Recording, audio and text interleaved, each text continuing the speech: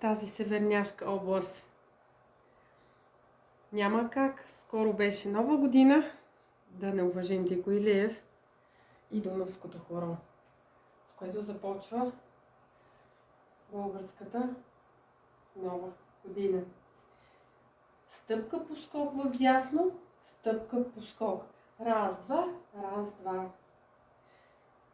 Раз, два, раз, два. Десен ляв. Кръстосваш десен ляв отзад. Прибираш спусък с ляв.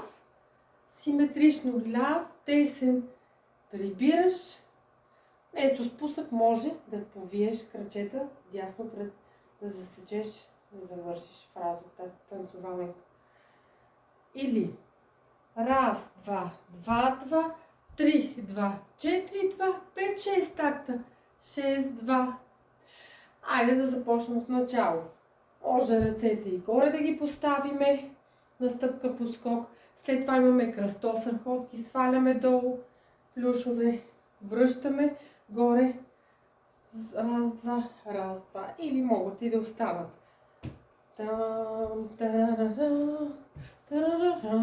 Хоп.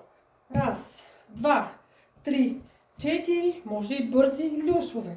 Десен ляв, десен ляв, десен ляв, ляв, десен засичащ. Раз, два. Айде да ни е честита тази красива раконова година. Раз, два, раз и два. Пускаме дунавска музика. Един момент. Дунавско хоро. Без шампанско и речи. В момента. И